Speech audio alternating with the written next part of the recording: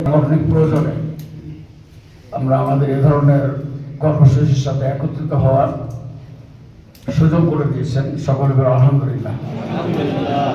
দরুদ এবং তাসলিমাত আমাদের প্রিয় নেতা মুহাম্মদ রাসূলুল্লাহ সাল্লাল্লাহু আলাইহি ওয়াসাল্লাম।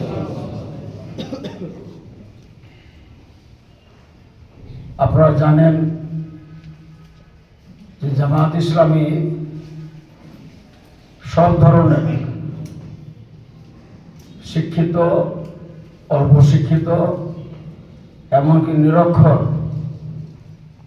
লোকেদেরকে নিয়েও তাদের TCTS এর মাধ্যমে, অন্যান্য প্রশিক্ষণ কর্মসূচির মাধ্যমে মান উন্নয়নের চেষ্টা করে থাকে। এই ধারাবাহিকতায় যারা যতটুকু অর্জনের চেষ্টা করেন, আল্লাহ তাদেরকে সেটুকু দেন। আমাদেরকে যেটুকু আল্লাহ তাআলা জ্ঞান দেন,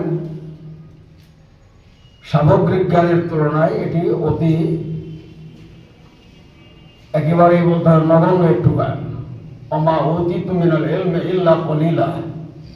আল্লাহ বলেছেন যে তোমাদেরকে যে জ্ঞান দেওয়া হয়েছে সেটা যত সামান্য ছাড়া আর কিছু না। কালিল শব্দের অর্থ যত সামান্য। আর আল্লাহর কাছে সমগ্র জ্ঞান রয়ে গেছে। ইন্নামাল ইলমু ইনদাল্লাহ। সমগ্র জ্ঞানের আধার হচ্ছেন আল্লাহ তাআলা, আল্লাহ রাব্বুল আলামিন। এবং সেটি কোরআনের মাধ্যমে, সুন্নাহর মাধ্যমে, আল্লাহ রাসূলের হাদিসের মাধ্যমে সেই জ্ঞান আমরা সংগ্রহ করে থাকি। দুনিয়াবী যে জ্ঞান, দুনিয়াবী যে যোগ্যতা, এটা দুনিয়ায় বেঁচে থাকার জন্য, পেশাগত দায়িত্ব পালনের জন্য প্রয়োজন। কিন্তু আল্লাহ তাআলা যে জ্ঞানটুকু আমার জন্য দিয়েছেন, সেই জ্ঞান অর্জন করা, সেই জ্ঞান নিজের জীবনে চর্চা করে সেটার আলোকে জীবন গড়া, চলা, এটা আমাদের মুসলমান হিসাবে নৈতিক দায়িত্ব, যেটাকে আমরা আল্লাহ রাসূলের ভাষায় ফরজ বলে থাকি। দৈনন্দিন জীবনে ইসলামী জীবন জিন্দেগির অনুসরণ করার ক্ষেত্রে যে জ্ঞান প্রয়োজন সেটা অর্জন করা আমাদের অপরিহার্য। এর বিকল্প কোনো জায়গা নেই। আল্লাহ রাসূলের কারণেই ওই হাদিস আমাদের সকলের কাছে পরিচিত, তলাবুল ইলমি ফরিয়াতুন আলা কুল্লি মুসলিম। প্রত্যেক মুসলমানের জন্য এটা ফরজ। তা আমি আপনাদের প্রতি আমার অনুরোধ রাখবো, পরিবেশ পরিস্থিতি, আমরা আমাদের সাংগঠনিক জীবনে অনেক বড় ধরনের পরিবেশ পরিস্থিতি, ঝুঁকিপূর্ণ পরিস্থিতি আমরা অতিক্রম করে এসেছি। এখন কিছু সময় হতে আল্লাহ আমাদের দিয়েছেন আমাদের প্রয়োজন মতো বিভিন্ন প্রশিক্ষণ গ্রহণ করে আমরা যেন নিজেদের মান উন্নয়নটাকে নিশ্চিত করতে পারি। আমি আপনাদের প্রতি আমার বিশেষ অনুরোধ রাখবো, এক্ষেত্রে নিজের মান উন্নয়নের জন্য যা প্রয়োজন, যেটুকু সময়, যেটুকু পেরেশানির দরকার, যেভাবে লেগে থেকে মান উন্নয়নের দরকার, সেটা আপনাকে অর্জন করতে হবে। এ ব্যাপারে কোনো বিকল্প চিন্তা করার সুযোগ নেই। দেখেন, আমরা আমাদের সাংগঠনিক জীবনে বানিয়ে জামাত তার সাফল্য শর্তাবলী বইয়ের মধ্যে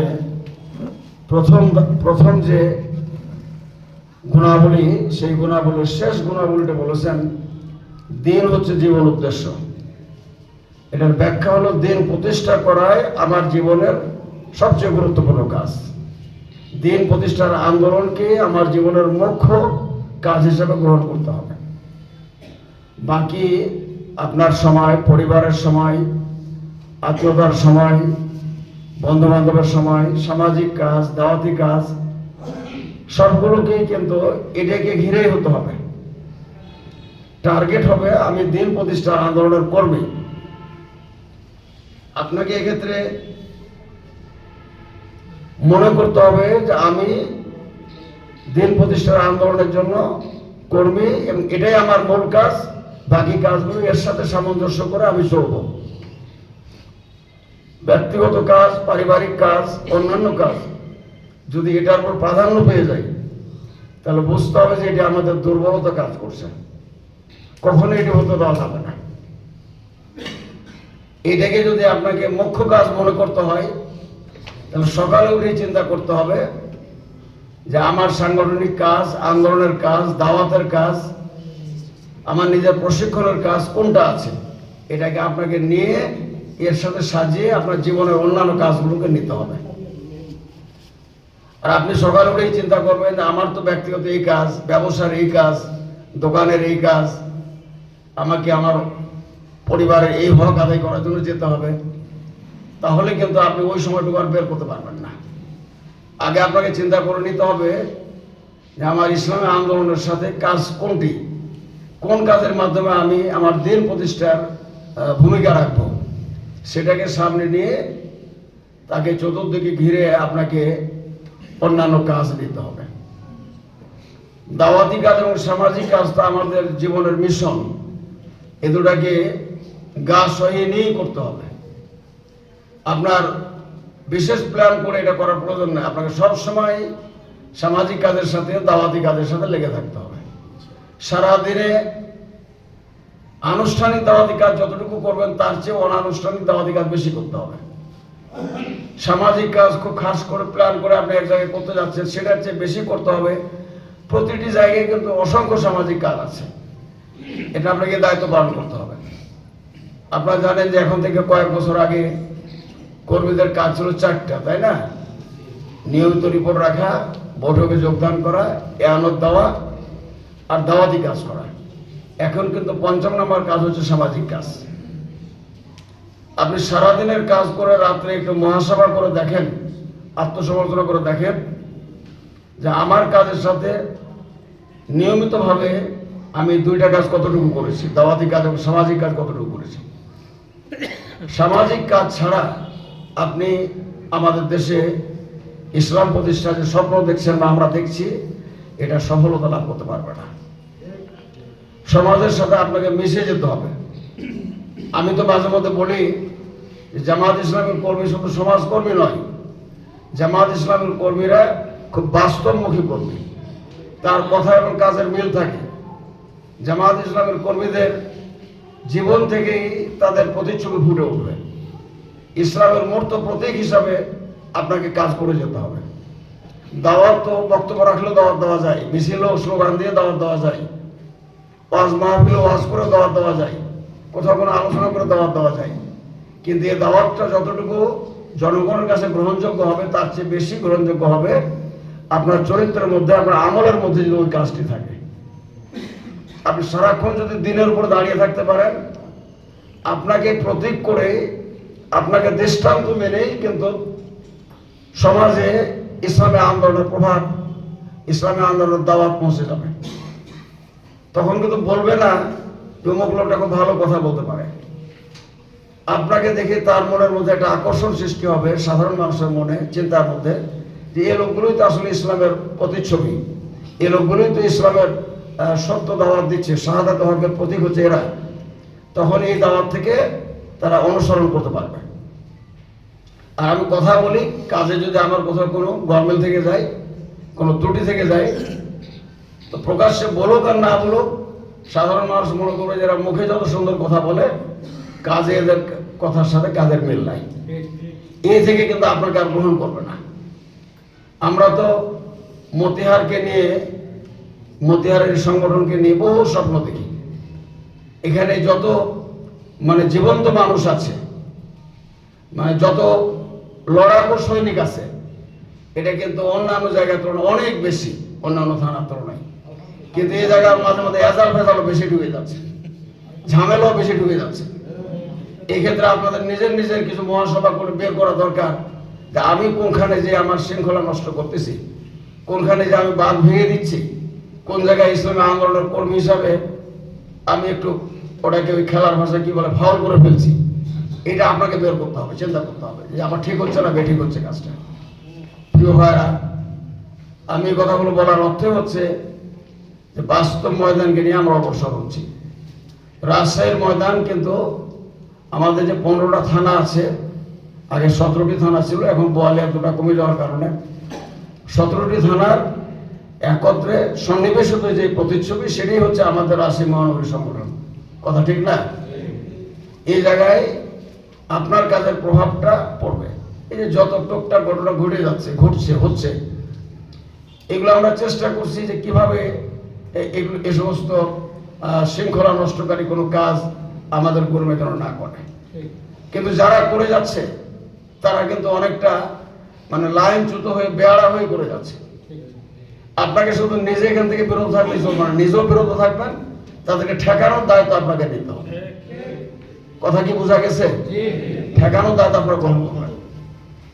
রাজশাহী মহানগরীর মজলিস শুরার প্রোগ্রামে এবং জেলার মজলিস শুরার প্রোগ্রামে এখানে ছাত্রদের প্রতিনিধি ছিল, তাদের সেক্রেটারিয়েট মেম্বাররা ছিল 2 শাখার। আমির জামাত কিছু গুরুত্বপূর্ণ নসিহত পেশ করেছেন। তার নসিহতের মূল অংশটাই ছিল এই অবস্থাটার কিভাবে রাজশাহী মহানগর উত্তরণ করতে পারে। আমরা সংগঠনের রাজশাহী মহানগরীর, যেহেতু এখান থেকেই ইসলামী ছাত্র আন্দোলনের প্রথম শহীদের যাত্রা শুরু হয়েছিল, শাহাদাতের যাত্রা, সাব্বির, হামিদ, আইয়ুব, জাব্বার, এই যে শাহাদাতের ধারা কিন্তু এখান থেকে রাজশাহী থেকে শুরু হয়েছিল। বাংলাদেশ হওয়ার পরে 71-এর ঘটনার পরে এই শাহাদাতের দৃষ্টান্ত কিন্তু এই মতিহারের সবুজ চত্বর থেকে, রাজশাহী বিশ্ববিদ্যালয় থেকে।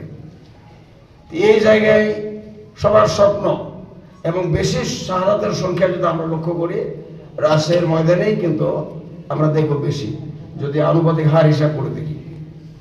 গত জুলাই বিপ্লবে হয়তো সেই পরিমাণ আমাদের শাহাদাতের ঘটনা ঘটে নাই, কিছু আহত হয়েছে, কিছু ক্ষতিগ্রস্ত হয়েছে, কিন্তু অতীতের সকল আন্দোলনে আমাদের এই আন্দোলন, ইসলামী আন্দোলন সারা দেশের কাছে একটা উজ্জ্বল দৃষ্টান্ত। এদিকে তাকায় থাকে, দেখে এই যে আমরা গত পরশুদিন যে আমির জামাত শহীদ স্মরণিকা মোড়ক উন্মোচন করলেন, 11টি মহানগরীতে একসাথে, ঢাকা মহানগরীর সাথে একসাথে মোড়ক উন্মোচন হলো। 717 জন শহীদের তালিকা করে 10 খণ্ডে 2500 পৃষ্ঠার খুবই আকর্ষণীয় মানে স্মরণিকার মোড়ক উন্মোচন করা হয়েছে। আমরা অনেককে সেদিন আমরা দিয়েছি একটা একটা করে খণ্ড, আরো ধারাবাহিকভাবে অব্যাহত আছে। এবং শহীদের সংখ্যা যদি 1500 হয়, 2000 হয়, সকল শহীদের খুঁজে বের করে এই কাজটা একটা দুঃসাধ্য কাজ, একটা অসাধ্য কাজ, এটা জামাত ইসলাম করছে। আমরাও বলছি না, আমাদের বিরোধী এবং আমাদের সম্ভাবনা যে সমস্ত রাজনৈতিক দল, তারাও বলছে জামাত এই কাজটা কিভাবে করে ফেলল। এই মাত্র 6 মাস যেতে না যেতেই এত উন্নত একটা স্মরণিকা 10 খণ্ড 2500 পৃষ্ঠার কিভাবে সম্ভব হয়েছে। এবং এখানে যারা আমাদের এরা এসেছিলেন, অতিথিরা এসেছিলেন, এখানে শফিউল আলম প্রধানের ছেলে ছিল, তারপর আব্দুল হাই সিকদার সাহেব ছিলেন, মৌলানা মামুনুল হক সাহেব ছিলেন, আর অনেকেই ছিলেন, অনেক শহীদের পরিবারের সদস্যরা ছিলেন। সকলেই কিন্তু একই বক্তব্য রাখছেন, যেটা আমরা কল্পনা করতে পারিনি, যে কাজটি করার কথা ছিল সরকারের, সেই কাজটি জামাত ইসলাম করে ফেলছে। এই জন্য আমরা এই ধন্যবাদ দেওয়ার জন্য এখানে আসছি। এবং আপনারা দেখবেন খুলে খুলে যে এত সুন্দর উন্নত পাতা এবং তার সুন্দর বাইন্ডিং প্রচ্ছদ সহ একটা অনন্য কাজ জামাত ইসলাম করেছে। আমি কথাটা এই জন্য বললাম যে আমরা আমাদের কাজ, আমাদের সংগঠন অনেক কাজই করে যাচ্ছে, যেগুলো মনে হচ্ছে যেন আমরা নিভৃতেই করে যাচ্ছি, কিন্তু এর ফলটা আমরা পাবো ইনশাআল্লাহ। তো আপনাদের কাছে আমার কথা বেশি বলার নয়, আমি বলতে চাচ্ছি যে আমাদের গঠনমুখী কাজে ভূমিকা পালন করতে হবে। আপনি অগঠনতান্ত্রিক শৃঙ্খলা মানে হারিয়ে কোনো কাজ করবেন, এই কাজটা আপনার আলোচনায় আসবে, কিন্তু এটা আন্দোলন সংগঠনের জন্য কোনো লাভ হবে না। বরং গঠনমুখী কাজে আপনি কি ধরনের ভূমিকা পালন করবেন, সেটাই আমাদের আন্দোলনের জন্য, সংগঠনের জন্য এবং আগামী দিনের শুধু বাংলাদেশ নয়, সারা বিশ্বের ইসলামী আন্দোলনের জন্য একটা দৃষ্টান্ত হয়ে থাকবে, কাজ হয়ে থাকবে, যেটা আমরা চাই। এদেশের ইসলামী আন্দোলনের মধ্যে রাষ্ট্রের আন্দোলন বললাম, আল্লাহ তাআলা রাষ্ট্রের আন্দোলন কবুল করেছেন বলেই আমাদের সংগঠন সামনের দিকে এগিয়ে যাচ্ছে। এবং এই যে জুলাই বিপ্লব ধাক্কা, এই ধাক্কাটাতে আমাদেরই তো বেশি মানে বেনিফিট হওয়ার কথা, আমাদেরই বেশি লাভবান হওয়ার কথা, ঠিক কিনা? কিন্তু লাভটা যদি আমরা ধরে নিতে না পারি, এই লাভকে যদি আমরা কাজে লাগাতে না পারি, তা আমরা ক্ষতিগ্রস্ত হবো, আমাদের সংগঠন ক্ষতিগ্রস্ত হবে। এই জন্য দাওয়াতি কাজের যার যতটুকু সময় আছে একেবারে আল্লাহর রাস্তায় নেমে যান। সামাজিক কাজের যেটুকু ক্ষেত্র আছে সেটুকু করেন। ইসলামী আন্দোলনকে সবার কাছে গ্রহণযোগ্য গড়ে তুলতে হবে। শুধু বক্তব্য মুখে নয়, আমার কাজ দেখেই যেন আমি যেটা বললাম, এদেশের মানুষ জামায়াত ইসলামের সাথে একাত্মতা ঘোষণা করেন। আপনারা কি পারবেন সেটা? সামনের দিকে লেগে থাকতে পারবেন? দেখেন, সামাজিক কাজের ব্যাপারে আমি তো মাঝে মধ্যে বলি, কোরআন শরীফে ইবাদত করা যেমন ফরজ, আল্লাহর গোলামি করা যেমন ফরজ, আল্লাহর নির্দেশ, ওই সমস্ত সামাজিক কাজও আল্লাহর নির্দেশ। আপনি কয়েকটা আয়াতকে একসাথে করে দেখেন, ওয়াবুদুল্লাহ ওয়ালা তুশরিকু বিহি শাইআন ওয়া বিল ওয়ালিদাইনি ইহসানা ওয়া বিযিল কুরবা ওয়াল ইয়াতামা ওয়াল মাসাকিন ওয়া ইবনাস সাবিল ওয়াস সাইলিন ওয়া ফির রিকাব ওয়াল জার জারিল জুনুব সাহিবুল জান। এই ধরনের কথাগুলো, কত কথা আছে কোরআনের মধ্যে, যেগুলো প্রত্যেকটাই আল্লাহর ইবাদতের সাথে সাথে আপনার উপর ফরজ করে দেওয়া হয়েছে। এগুলো কিন্তু আমি একজন অসহায় দরিদ্র রোগীর পাশে দাঁড়ালাম, এটা তার মধ্যে দয়া দাক্ষিণ্য নয়, এটা আপনার দায়িত্ব, কর্তব্য, এটা তাদের অধিকার, তার কাছে আপনাকে পৌঁছতে হবে।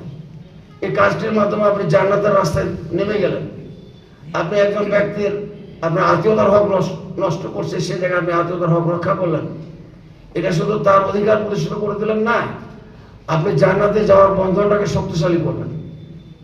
হাদিসে কুদসিতে বলা হয়েছে, আল্লাহ তাআলা বলতেছেন, যারা কেটে যাওয়ার সম্পর্ককে জোড়া লাগায়, আমি তাদের জান্নাতে যাওয়ার সম্পর্কে জোড়া লাগাই। এর চেয়ে আর কত কি বড় বড় দেখতে পারে?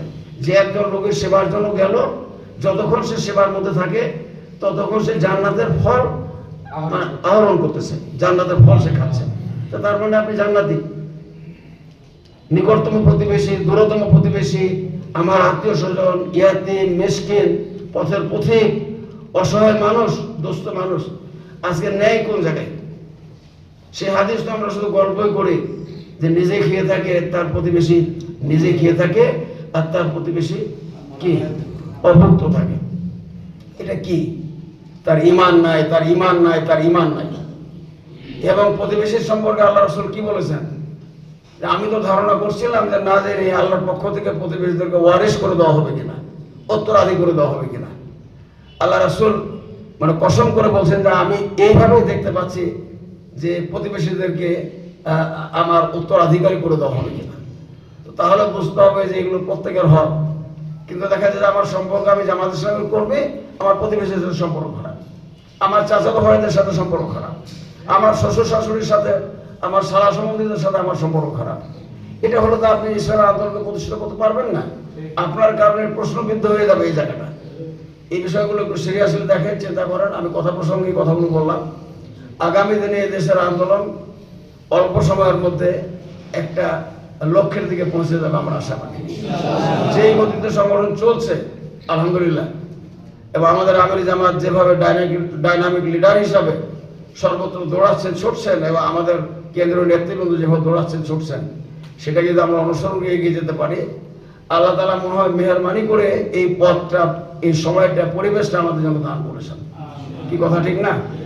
তাহলে আপনাদেরকে বিশেষভাবে চিন্তা করতে হবে। আমি আর কথা বলছি না। জ্ঞানের ক্ষেত্রে আপনার যোগ্যতা অর্জন করতে হবে, ইমানিয়াতের ক্ষেত্রে আপনার যোগ্যতা অর্জন করতে হবে, আপনাকে এগিয়ে আসতে হবে আপনার আমলি জিন্দেগিকে সৌন্দর্যমণ্ডিত করার জন্য।